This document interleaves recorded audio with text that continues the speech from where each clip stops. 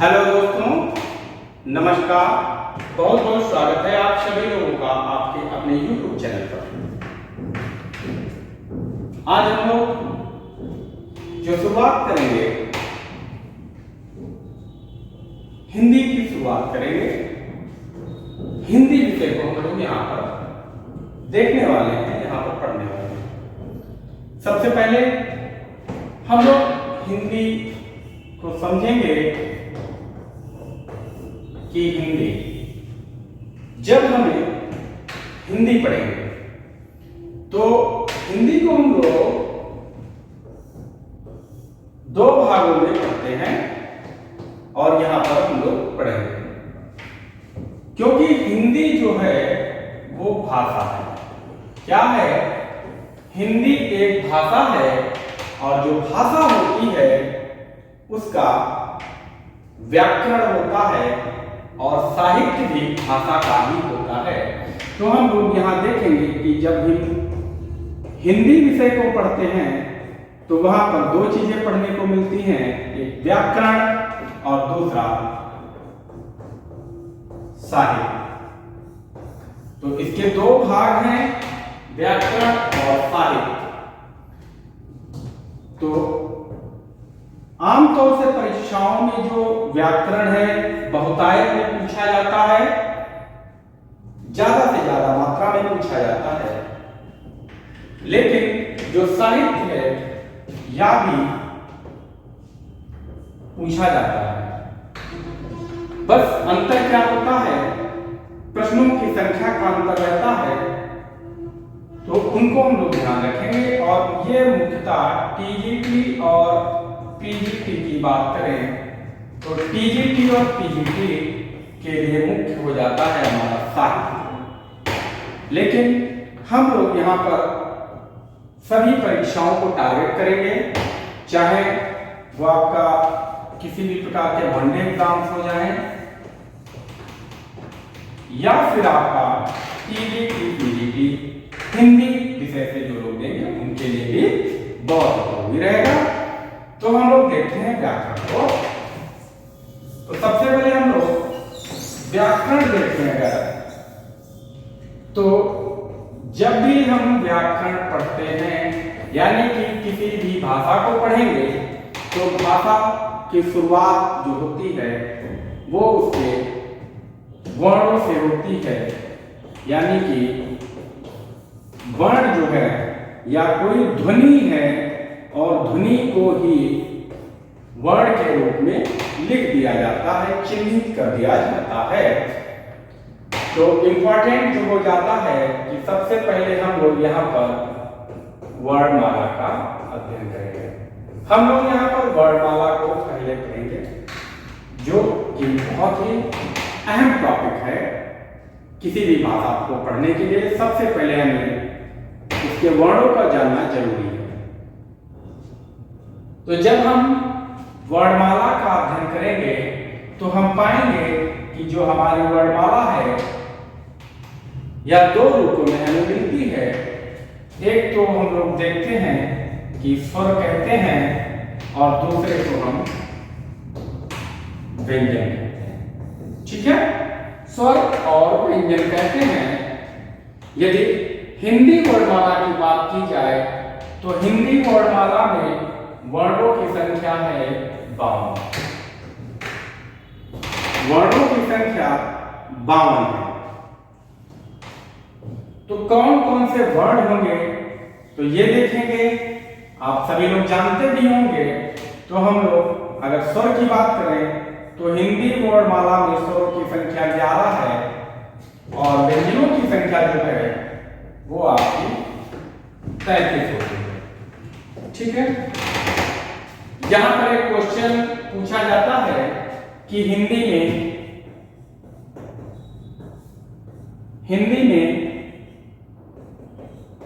स्वरों की संख्या अगर पूछी जाए तो आपका आंसर 11 होगा।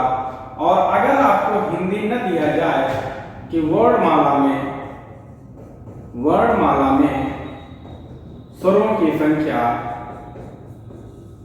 स्वरों की संख्या अगर आपसे पूछेगा तो आप लगाएंगे 13।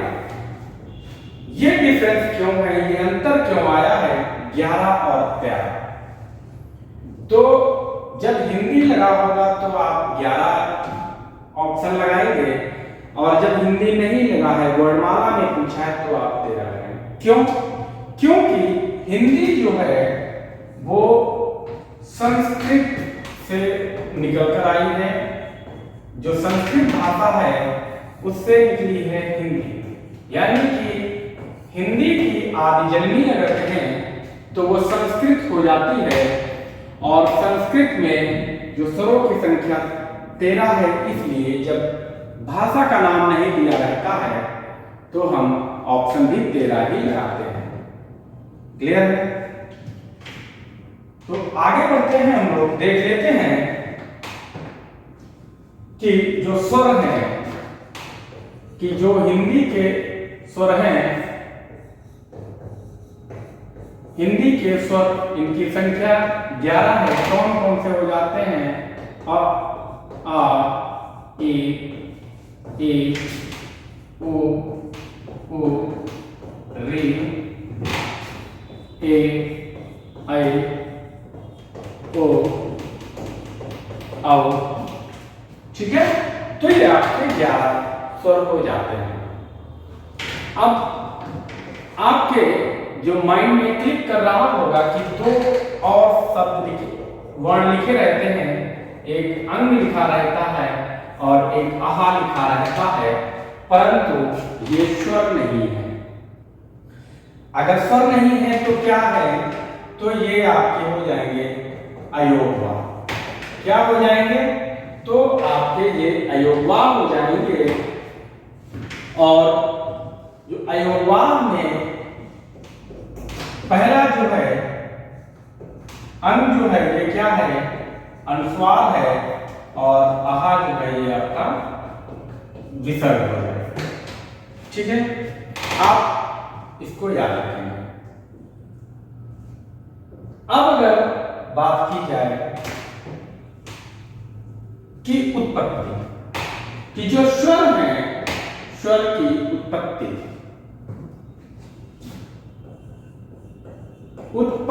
के आधार पर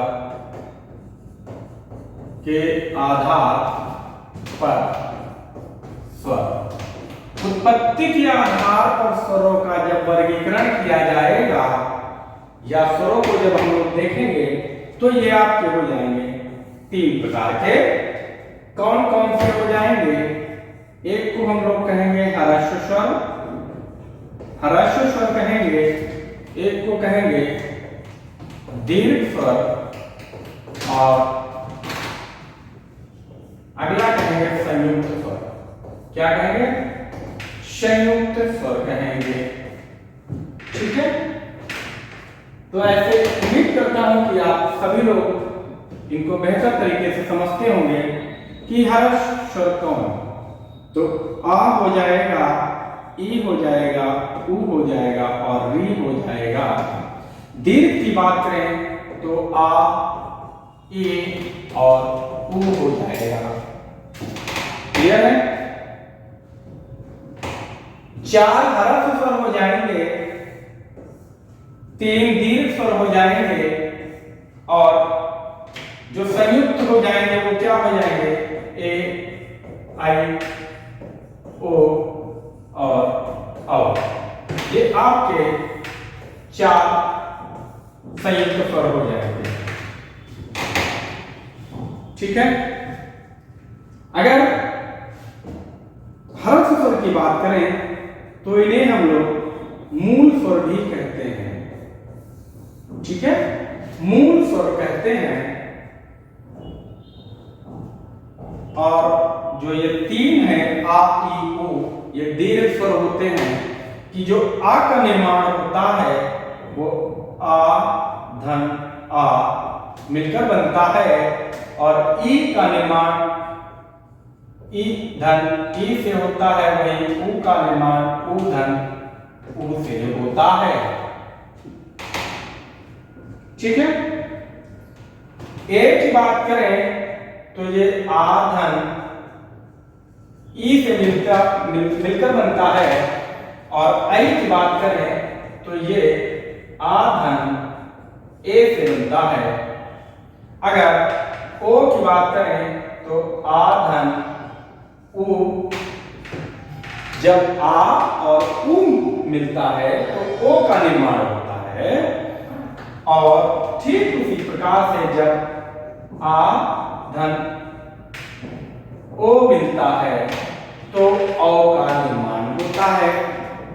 क्योंकि ये दो वर्णों के मेल से बन रहे हैं, यानी कि दो स्वरों से मिलकर बन रहे हैं, इसलिए इन्हें संयुक्त स्वर कहा जाता है। क्या आप लोगों ने इतना सीख पाया या नहीं? फटाफट आप लोग स्क्रीनशॉट ले लेंगे और चलते हैं हम लोग आगे। तो आगे चलेंगे तो और थोड़ा सा और देखते हैं कि आगे क्या है इसमें, कि किस प्रकार से इनको और समझने का प्रयास करेंगे हम लोग, ये देखते हैं। अगर बात करें मात्रा के आधार पर स्वर, मात्रा के आधार पर स्वर को देखें तो इसमें दो प्रकार के स्वर होते हैं। इसमें भी दो प्रकार के स्वर हो जाएंगे। एक को हम लोग कहेंगे मात्रिक स्वर। क्या कहेंगे? एक को कहेंगे मात्रिक स्वर और दूसरे को कहेंगे अमात्रिक स्वर। अमात्रिक स्वर। मात्रिक स्वर क्या होते हैं और अमात्रिक स्वर क्या होते हैं? कि मात्रिक स्वर मतलब जिनकी मात्रा हमें स्पष्ट दिखाई देती है, उन्हें हम मात्रिक स्वर कहते हैं। और जिन स्वरों की मात्रा हमें स्पष्ट नहीं दिखाई देती है, उन्हें हम अमात्रिक स्वर कहेंगे। तो जब हम देखेंगे जैसे आ, तो आ की मात्रा हमें स्पष्ट दिखाई देती है इस प्रकार से। बात करें ई की तो ये हमें इस प्रकार से दिखाई देती है। ई की बात करें तो ये इस तरीके से रहेगी। ऊ की बात करें तो ये हो जाएगी मात्रा। ऊ की बात करें तो ये आपकी हो जाएगी। और री की मात्रा जो है वो इस तरीके से रहती है। ठीक है, इस तरीके से। ए की बात करें तो इसकी मात्रा ये रहेगी। आई की मात्रा डबल मात्रा। ओ की बात करेंगे तो इस तरीके से। और औ की मात्रा यहां लिखेंगे कि डबल मात्रा। तो आप देख पा रहे होंगे कि मात्रा के आधार पर जो स्वरों की संख्या है 10 है। कौन से? मात्रिक स्वर। अगर हम अमात्रिक की बात करें, अमात्रिक स्वर की बात करें तो यहाँ पर एक मात्र स्वर आता है अमात्रिक में, तो ये हो जाता है आ। ठीक है, तो ये अ हो जाता है, ये अ हो जाता है। और इस आ को हम लोग क्या कहते हैं? इसको हम कहते हैं उदासीन स्वर। क्या कहते हैं? उदासीन स्वर कहते हैं। जब भी आपसे अगर पूछा जाए कि उदासीन स्वर कौन सा है, तो आपका आंसर होना चाहिए अ। मात्रिक स्वरों की संख्या 10 हो जाएगी। ठीक है, तो यहां तक मेरा मानना है कि आपने बेहतर समझा होगा।